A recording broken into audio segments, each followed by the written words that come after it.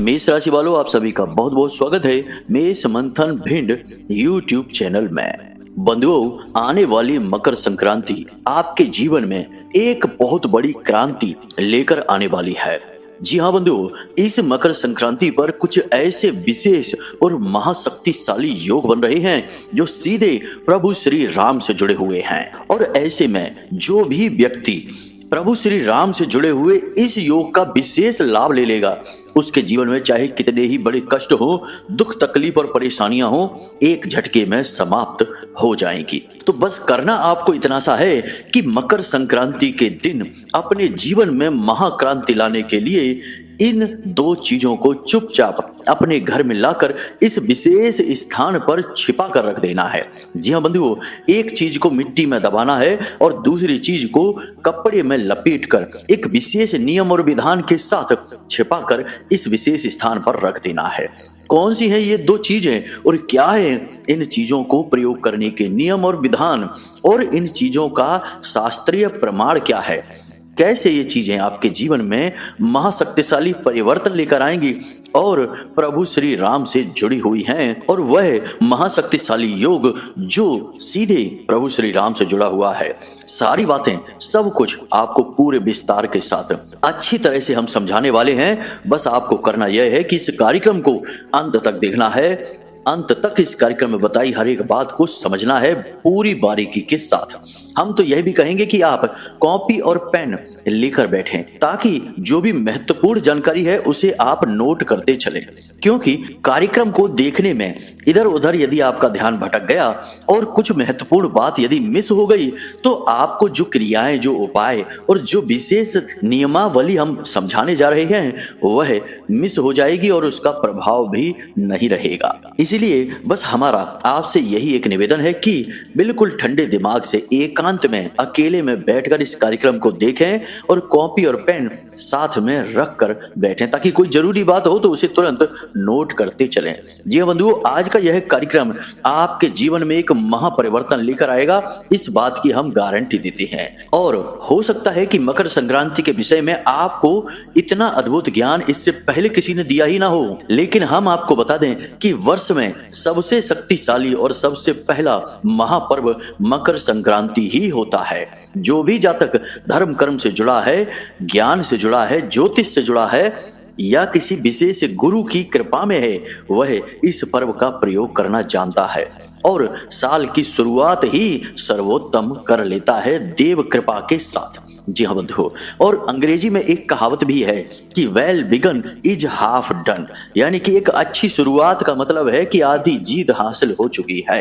तो साल की एक बेहतरीन शुरुआत करने के लिए इससे बेहतर कोई भी पर्व नहीं है, कोई योग नहीं है, कोई क्रिया नहीं है।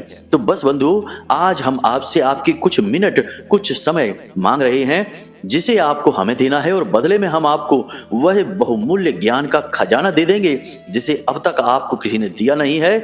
और हम आपको गारंटी के साथ कहते हैं कि कोई आपको बताएगा भी नहीं, क्योंकि कुछ बातें इतनी महत्वपूर्ण और इतनी शक्तिशाली हैं, इतनी क्रियाशील हैं कि इन्हें बताने के बदले में लोग बहुत बहुत मोटी रकम दूसरों से मांगते हैं, अपना व्यापार चलाते हैं। लेकिन हम तो जो भी करते हैं वह महामाई की सेवा में करते हैं। हमें इन सब से कोई फर्क नहीं पड़ता है, हमारा तो जो भी है वह महामाई देख लेंगी।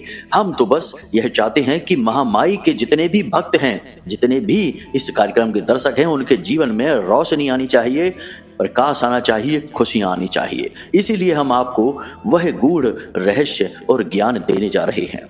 उम्मीद है बंधु आप हमारी बातों को समझ रहे हैं। अब इस कार्यक्रम में अंत तक अवश्य ठहरेंगे। इस कार्यक्रम का एक एक पल, एक एक क्षण बेहद महत्वपूर्ण है आपके जीवन के लिए, आपके अपने भले के लिए। जी हाँ बंधुओं, तो बस कार्यक्रम को अंत तक देखना है, यही आपसे हमारा निवेदन है।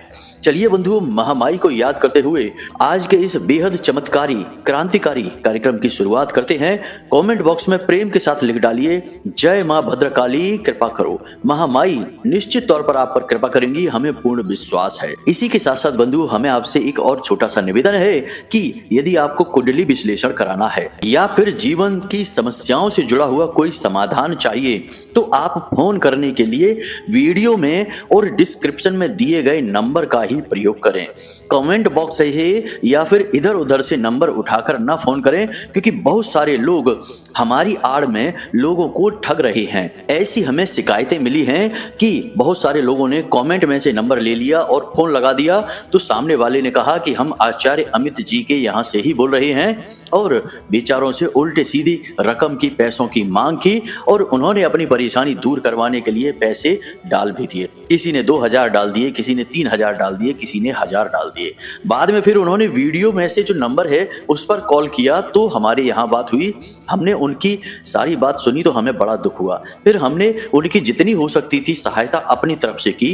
किसी को धनराशि कहीं से अपनी व्यवस्था बनाकर दी, किसी की कुंडली विश्लेषण का कार्य मुफ्त में ही कर दिया। जितना हमसे हो सकता है उतना हमने उनकी सहायता तो कर दी, परंतु उनके साथ यह ठगी तो हो ही गई।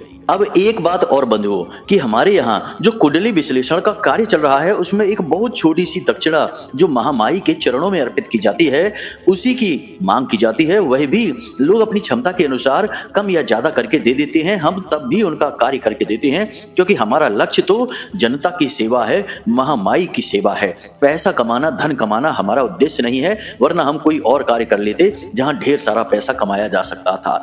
तो बंधु, कहने का मतलब यह है कि आप लोग अपने बौद्धिक बल का प्रयोग करें, और जो नंबर हम वीडियो में दिखा रहे हैं केवल उसी नंबर पर फोन करें। उल्टे सीधे किसी नंबर को उठाकर फोन न करें, वरना आपके साथ जो ठगी, जालसाजी, धोखा होगा उसके जिम्मेदार आप स्वयं ही होंगे। हम क्या कर सकते हैं इसमें? बाद में लोग शिकायत करते हैं कि गुरुजी हमारे साथ तो यह धोखा हो गया, किसी महिला ने हमसे पैसे ठग लिए। बंधु, आप अपनी बुद्धिमानी का स्वयं प्रयोग करें। हमसे जितना बन पड़ रहा है उतनी हम आपके लिए मेहनत कर रहे हैं, तो कम से कम आप थोड़ा सहयोग तो करें, समझदारी के साथ निर्णय लें। उम्मीद है बंधु आप हमारी बात को समझ चुकी हैं। अब चलिए अपने मूल विषय को प्रारंभ करते हैं। मुझे एक बात बताओ, आप कहते हो वीडियो में कुंडली का विश्लेषण करवाओ, क्या कुंडली का विश्लेषण करवाना जरूरी है? हाँ, कुंडली का विश्लेषण करवाना जरूरी है। क्यों जरूरी है? देखो, जैसे हम बीमार होते हैं तो हम डॉक्टर के पास जाते हैं, अपनी रिपोर्ट लेकर जाते हैं, और रिपोर्ट के आधार पर डॉक्टर हमें दवाइयां देता है, और वे दवाइयां जब हम खाते हैं तो हमें आराम भी मिलता है और हम जल्दी ठीक भी हो जाते हैं। बजाय इसके कि हम ऐसे ही अंदाजे से दवाइयां लेते रहें, खाते रहें, कभी ठीक होंगे, कभी नहीं होंगे, कभी रिएक्शन भी हो सकता है। आपकी कुंडली जो है वह आपकी रिपोर्ट है, आपका एक्सरे है कि आपके जीवन में कहाँ कष्ट है, कौन सी ग्रहों की दशाएं हैं जो आपको रोक रही हैं, परेशानी आपके जीवन में पैदा कर रही हैं। कोई दोष तो नहीं है, जैसे पितृ दोष होता है, ग्रहों से, अलग अलग ग्रहों से जनित होता है। कोई अनिष्ट ग्रह योग तो नहीं है, कोई बाधा तो नहीं है। तो ये आपकी रिपोर्ट है। अगर आप अपनी रिपोर्ट दिखा देंगे तो आपको सटीक समाधान मिलेंगे, समस्याओं का सही कारण पता चलेगा और जीवन में खुशहाली आएगी। नहीं दिखाएंगे तो अंदाजे से दवाइयां लेते रहिए, ठीक होने की कोई गारंटी नहीं है। तो बंधुओं, अब ध्यान से सुनिए। मकर संक्रांति का यह जो पर्व है सुबह 8:55 से प्रारंभ हो जाएगा, जब सूर्य देवता धनु राशि से मकर राशि में प्रवेश कर जाएंगे। सूर्य देवता का राशि परिवर्तन ही संक्रांति कहा जाता है। अब चूंकि यह सूर्य का परिवर्तन जो है वह मकर राशि में होगा, तो इसे मकर संक्रांति कहा जाता है। मकर संक्रांति इतनी महत्वपूर्ण क्यों होती है? तो बंधुओं, इसके महत्वपूर्ण होने के पीछे 2-3 कारण हैं। पहला तो यह कि यह वर्ष का पहला राशि परिवर्तन है सूर्य देवता का, और सूर्य देवता ग्रहों के राजा हैं और जीवनीय ऊर्जा के, प्रकाश के, रोशनी के, अग्नि के प्रतीक होते हैं। इसलिए इनका राशि परिवर्तन सबसे महत्वपूर्ण माना जाता है। अब यह महत्वपूर्ण क्यों माना जाता है, इसे एक नजर से और समझते हैं बंधुओं, फिर आपको सारी बात समझ में आ जाएगी। यह तो आप जानते ही हैं कि सूर्य देवता और शनिदेव पिता पुत्र का रिश्ता रखते हैं, यानी कि सूर्य देवता पिता हैं और शनिदेव उनके पुत्र हैं। हालांकि दोनों के बीच बनती तो नहीं है, परंतु रिश्ता तो है ही। अब ऐसा माना जाता है कि मकर राशि शनिदेव की स्वयं की राशि है, दोनों तरह से स्वयं की है, यानी कि मकर राशि के जो भाव स्वामी हैं वे भी शनिदेव हैं और कारक जो ग्रह हैं वे भी शनिदेव ही हैं। इस लिहाज से मकर राशि पूर्ण रूप से शनिदेव की राशि ही मानी जाती है। इस पर पूरा कब्जा शनिदेव का होता है।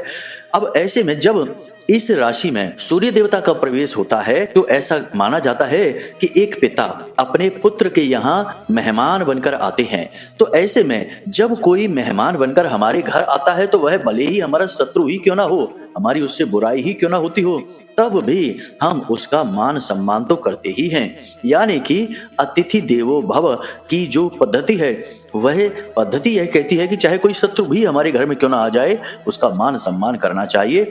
इसी लिहाज से शनिदेव अपने पिता सूर्य देवता का बहुत मान सम्मान करते हैं इस राशि में। तो जब इस राशि में शनिदेव के साथ सूर्य देवता का गोचर होता है, शनिदेव तो वहां पहले से ही है, उनका तो घर ही है, तो शनिदेव उनका बहुत स्वागत करते हैं। तो इस लिहाज से भी यह बहुत ही महत्वपूर्ण तिथि बन जाती है, अवसर बन जाता है।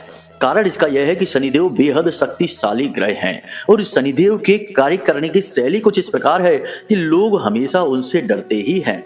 जी हाँ बंधुओं, जितने भी जीवन में कष्ट, परेशानियां, तकलीफ, रुकावटें और समस्याएं होती हैं, चाहे काम रोकने की समस्या हो, काम अटक कर होने की समस्या हो या फिर काम हो ही ना, इन सब के पीछे अधिकतर केसों में शनिदेव का ही हाथ होता है। तो इनकी काम करने की शैली ऐसी है कि हर जातक को ये कहीं ना कहीं किसी न किसी रूप में कष्ट पहुंचाते ही हैं। और वैसे भी हर जातक के जीवन में एक बार शनि की साढ़े साती तो आती ही है, जिसमें कि जातक को पता चल जाता है कि शनिदेव असल में हैं कौन, उनका सही रूप दिखाई दे जाता है। अच्छे से अच्छा जातक भी नतमस्तक हो जाता है, झुक जाता है शनिदेव के सामने। तो बस जब शनिदेव का इतना खौफ है, इतना डर है, तो ऐसे में सूर्य देवता के अपने घर में आते ही शनि देवता का यह स्वभाव एकदम बदल जाता है। शनिदेव बिल्कुल अपने स्वभाव के विपरीत कार्य करने लगते हैं, यानी कि जहां एक तरफ कष्ट, परेशानियां, तकलीफ दे रहे होते हैं, वहीं अब जातक को एकदम आगे बढ़ाने का कार्य करते हैं। जो भी काम शनिदेव के वजह से, उनकी महादशा से, उनके पितृदोष से या फिर किसी भी अन्य प्रकार से साढ़े साती की वजह से रुक रहे थे, बाधाएं आ रही थी, उन कार्यों में अचानक से गति आ जाती है। निर्धन जातक के पास धन कमाने के अवसर आने लगते हैं, बेरोजगारों के पास नौकरी के अवसर आने लगते हैं, जितने भी दुख, तकलीफ, परेशानियां, बीमारियां हैं तो वे दूर होने लगती हैं। यह शनिदेव का एक विचित्र स्वरूप है जो देखने को मिलता है केवल 1 महीने के लिए। जी हाँ बंधु, जब तक कि सूर्य देवता मकर राशि में रहते हैं। इस लिहाज से भी यह बहुत महत्वपूर्ण अवसर बन जाता है। चाहे कोई भी स्थिति हो, लाभ तो जातक को मिलना ही चाहिए, लेकिन यहाँ पर होता यह है कि जातक समझ नहीं पाता है। देखिए, एक बात समझिए कि जब लंबे समय तक कोई एक विशेष स्थिति जीवन में रहती है तो लोगों को उस स्थिति की आदत पड़ जाती है। मानकर चलिए कि अगर किसी के एक पैर में लगातार दर्द रहे और कई वर्षों तक दर्द बना रहे, तो एक बार जब अचानक दर्द ठीक भी हो जाएगा, तब भी उसे ऐसा वहम होता रहेगा जैसे कि उसके पैर में दर्द ही है, हल्का हल्का तो है ही, कम से कम उसे इस बात का वहम बना ही रहेगा, शक रहेगा उसकी नजर में। तो ऐसा ही आपके साथ भी होगा इस महीने में। जी हाँ बंधुओं, 14 तारीख के बाद कि आपके जीवन में जो कष्ट, परेशानियां के मुख्य कारण हैं, जैसे बेरोजगारों की बेरोजगारी की समस्या है, काम धंधे व्यापार की काम धंधा नहीं चल पा रहा इसकी समस्या है, या किसी के घर में बीमारी की समस्या है, तो जैसे ही समय बदलेगा 14 जनवरी के बाद, मकर संक्रांति के तुरंत बाद स्थिति बदलनी शुरू हो जाएगी। लेकिन लंबे समय से आप समस्याओं से पीड़ित हैं तो आपको वहम होगा, यानी कि जो बेरोजगार है उसे नौकरी के अवसर तो दिखाई देंगे, लेकिन वह उन अवसरों को पहचान ही नहीं पाएगा। कहीं ना कहीं उसे ऐसा ही लगेगा कि यह नौकरी भी बेकार है, किसी काम की नहीं है, या फिर इसमें भी समस्याएं हैं, परेशानियां दिखाई देंगी, क्योंकि जो परेशानी में है उसे परेशानी देखने की आदत सी पड़ चुकी है। तो यही आदत की वजह से जातक अपने जीवन में परिवर्तन नहीं ला पाता है। बंधुओं, एक बात याद रखना कि कोई भी इंसान चाहे कितनी ही पूजा पाठ करे, धर्म कर्म का कार्य करे, मंदिरों में जाकर दीपक जलाए, सेवा करे प्रभु की, जब तक अपने आचरण का सही आकलन नहीं करेगा और परिवर्तन नहीं करेगा, उसके जीवन में कोई परिवर्तन नहीं आएगा। हजारों ऐसे लोग हमने देखे हैं जो बहुत चालीसा पाठ करते हैं, बहुत मंदिर में जा जाकर भगवान की सेवा करते हैं, बहुत पूजा पाठ करते हैं, परंतु उनके आचरण बड़े ही निम्न स्तर के हैं। चुगलियां करना, बुराइयां करना, दूसरे की कष्ट में आनंद की प्राप्ति करना, इस प्रकार के आचरण की वजह से उनकी हर प्रकार की पूजा पाठ निष्फल है, वे खुद कष्ट में बने ही रहते हैं। तो आचरण सबसे महत्वपूर्ण है। इसलिए हम आपसे कह रहे हैं कि आपके जीवन में जो 14 तारीख के बाद में अवसर आएंगे, सुनहरे अवसर, उन्हें आपको पहचानना ही होगा। हर हालत में उन पर नजर बनाकर रखें, अवसर आएंगे अवश्य ही। अब ध्यान से सुनिए बंधुओं, मकर संक्रांति शुरू होने से पहले पुनर्वसु नक्षत्र का संयोग बन रहा है।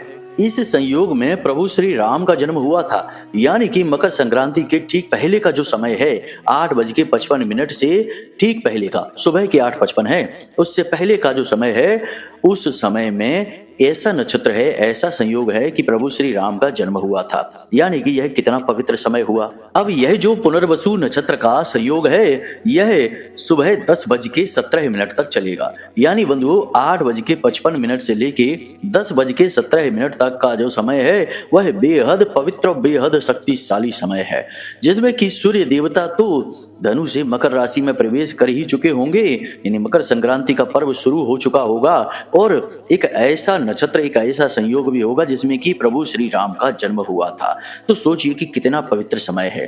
अब लगभग 1.25 घंटे का यह जो समय है, इस समय का आपको बहुत प्रयोग करना है अच्छी तरह से, बुद्धिमानी से। तो अब ध्यान से सुनिए कि मकर संक्रांति के दिन आपको कौन से कार्य करने हैं।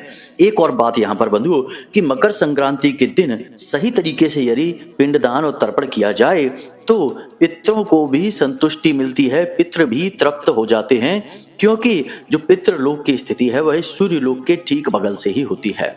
सूर्य देवता से पितरों का बहुत बड़ा संबंध होता है। जैसे कि 15 दिनों के पितृपक्ष में जब पितृ देवता धरती लोक पर आते हैं तो ऐसा माना जाता है, शास्त्रों में लिखा है कि सूर्य देवता की किरणों पर सवार होकर ही पितृ देवता की ऊर्जा इस धरती लोक तक पहुंचती है। तो सूर्य देव से भी पितृ का यानी पितृ देवताओं का सीधा संबंध होता है।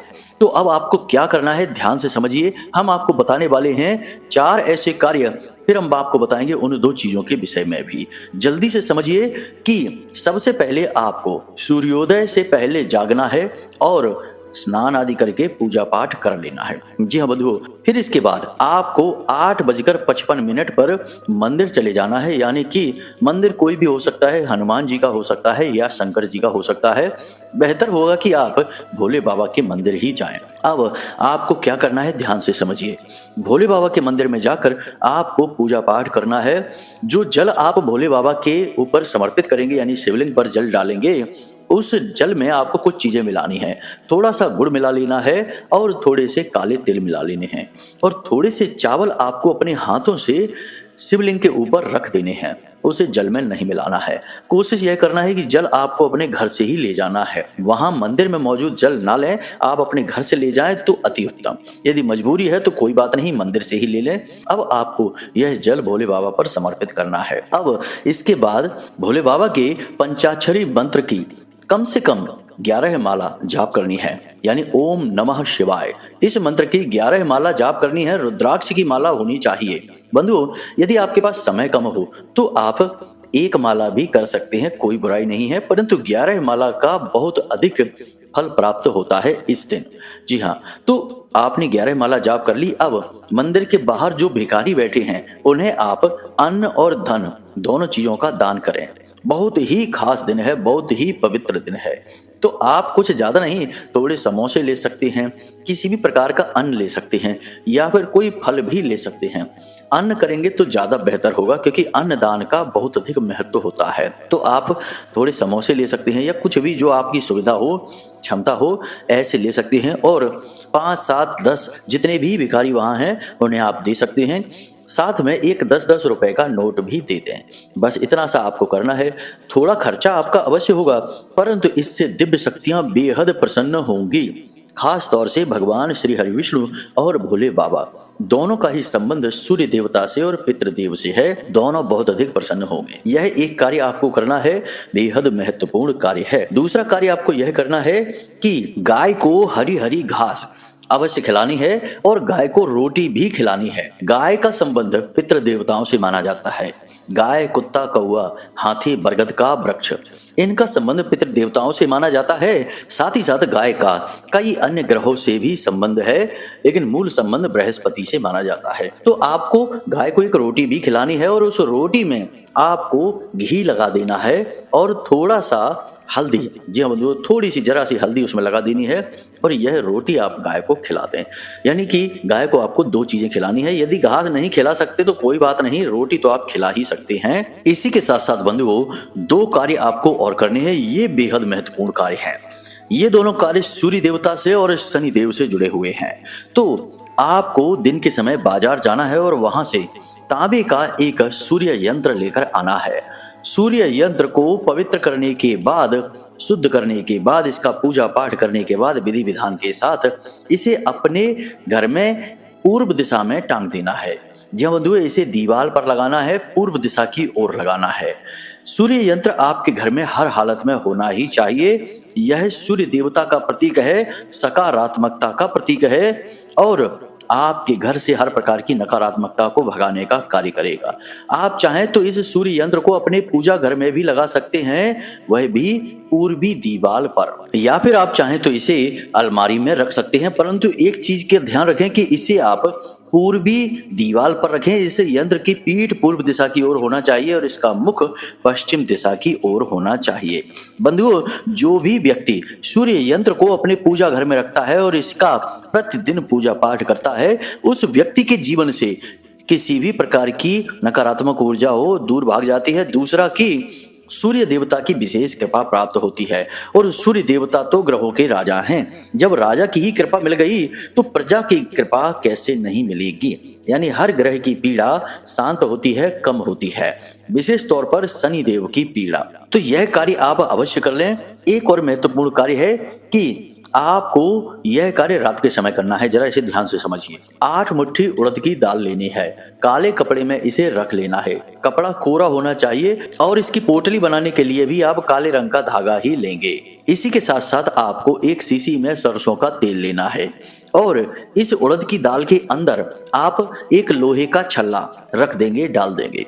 यह शनिदेव का दान है। इस दान को करने वाले से शनिदेव हमेशा प्रसन्न रहते हैं। तो मकर संक्रांति से ज्यादा बेहतर दिन इसके लिए हो ही नहीं सकता है। लेकिन इस दान का महत्व केवल रात्रि के समय होता है, यानी कि सूर्यास्त के बाद। तो आपको सूर्यास्त होने के बाद किसी हनुमान जी के मंदिर में या फिर शिव मंदिर में चले जाना है और वहां पर इस दान को कर आना है। अब आप चाहें तो लोहे की कील भी डाल सकते हैं उस दाल के अंदर, लेकिन कील डालना ठीक नहीं है। आप लोहे का एक छल्ला डालें जो कि राहु का प्रतीक है, राहु की नकारात्मकता को हटाता है। इसी के साथ साथ बंधुओं, कुत्तों को भी आप भोजन अवश्य कराएं, लेकिन यह भोजन भी रात्रि के समय होना चाहिए। आप बिस्किट खिला सकते हैं या रोटी बनाकर खिला सकते हैं। यदि घी से चिपड़ कर रोटी आपने कुत्ते को खिला दी तो पितरों का कैसा भी दोष हो, कितनी भी नकारात्मक ऊर्जा हो पितरों की आपके ऊपर, वह शांत हो जाती है। बस याद रखना कि कुत्ते को भोजन कराते समय आपका मुख दक्षिण दिशा की ओर होना चाहिए और आपको मन ही मन यह कहना है कि यम के साथ घूमने वाले 2 कुत्ते श्याम और सबल को मैं भोजन करा रहा हूँ। यम के साथ घूमने वाले 2 कुत्ते श्याम और सबल को मैं भोजन करा रहा हूँ। इस तरह आपको दक्षिण दिशा की ओर मुख करके कुत्तों को यह भोजन करा देना है। इस बात का ध्यान रखना है कि जो रोटी या जो भी कुछ आप कुत्ते को खिला रहे हैं उसे वह कुत्ता खा अवश्य ले। और शनिदेव का दान तो आप कर ही देंगे, उड़द की दाल वाला हमने आपको बता दिया है। आप मंदिर में जब इसे दान करें तो मंदिर प्रशासन में जो भी आपसे ले, जैसे पुजारी सामग्री ले रहे हैं, तो उन्हें बता देना कि इसमें लोहे का एक छल्ला पड़ा हुआ है, उसे आप निकाल लेना। वरना दाल उन्होंने बनाई और उसमें कहीं छल्ला निकल आया तो वो सोचेंगे कि कहीं कोई तांत्रिक प्रयोग तो नहीं कर दिया आपने, डर सकते हैं। तो इसलिए उन्हें बता देना कि यह राहु का प्रतीक है, शनिदेव का दान है।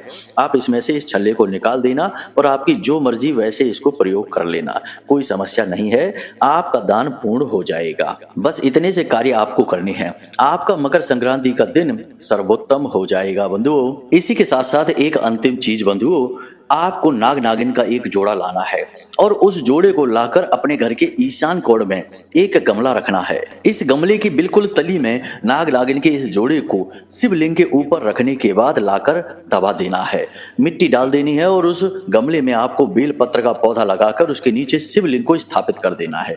हम इस क्रिया के विषय में अपने पिछले कुछ वीडियो में आपको बता चुके हैं। यदि आपने इस क्रिया को कर रखा है तो अति उत्तम है, नहीं कर रखा है तो अब आप इसे कर लें। इसकी पूर्ण विधि यदि आप जानना चाहते हैं तो इंतजार करें, हम अपने अगले कार्यक्रम में आपको बता देंगे। आप कमेंट करके पूछ लेना, हम आपको अगले कार्यक्रम में इसकी पूर्ण विधि बता देंगे। तो इतने से कार्य आपको करने हैं और आप देखेंगे कि कैसे मकर संक्रांति के बाद आपका दिन, आपका अवसर, आपके समय सब कुछ बदल जाएगा बंधुओं। सबसे महत्वपूर्ण बात बंधुओं कि आपको अपने स्व विवेक का हमेशा प्रयोग करना है। जो भी आसपास आपके मौके हैं, चीजें हैं, अवसर हैं, उनका प्रयोग करना सीखना है और योग, प्राणायाम, आध्यात्म से जुड़ना है, अपनी सेहत का ख्याल रखना है और इन सबसे कहीं बढ़कर कि धर्म से जुड़ना है। भगवान की विशेष साधनाएं अवश्य करनी है। अनुष्ठान और साधनाएं करने से भगवान की विशेष कृपा प्राप्त होती है। साधारण कर्मकांड पूजा पाठ से तो ठीक ठाक से ही परिणाम रहते हैं, लेकिन विशेष इच्छाएं मनोकामनाएं पूरी तब होती हैं जब लोग साधना करते हैं। और साधना कोई तप नहीं है, यह गृहस्थ लोगों के लिए, सांसारिक लोगों के लिए बनी हुई विधि है। तो यदि आप किसी विशेष देवता की साधना के बारे में जानना चाहते हैं, जैसे कि आप हनुमान जी की कोई साधना करना चाहते हैं, भोले बाबा की करना चाहते हैं, तो आप हमें कमेंट करके बताएं या फिर वीडियो में दिए गए नंबर पर फोन करके या फिर व्हाट्सएप मैसेज करके पूछें। हम अपने अगले कार्यक्रम में उन साधनाओं के विषय में आपको विस्तार से ज्ञान दे देंगे। तो चलिए बंधुओं, आज के इस कार्यक्रम को यही समाप्त करते हैं। उम्मीद करते हैं कि जो बातें हमने आपको बताई हैं वे आपको अच्छी तरह से समझ में आ गई हैं। इन बातों का प्रयोग करिए और जीवन को बदल डालिए। और फोन करने के लिए केवल वीडियो में दिए गए नंबर का प्रयोग करें, इधर उधर के किसी भी नंबर को आप डायल ना करें, वह धोखा हो सकता है। कुंडली विश्लेषण यदि कराना है तो वीडियो में दिए गए नंबर पर फोन करके अपनी डिटेल दे दें। बिल्कुल छोटी सी दक्षिणा के साथ आपका श्रेष्ठतम कुंडली आकलन हम स्वयं करके देंगे। जी हाँ बंधुओं, इसी के साथ साथ आज के इस कार्यक्रम को यहीं पर समाप्त करते हैं। हमेशा हंसते रहिए, मुस्कुराते रहिए, सकारात्मक रहिए और महामाई जगत माई पर अपनी आस्था और विश्वास बनाकर रखिए, क्योंकि आपका उद्धार, आपका कल्याण तो वहीं से होना है। तो प्रेम से बोलिए जय माई की, जय मां भद्रकाली। महामाई आपका कल्याण करेंगी। धन्यवाद।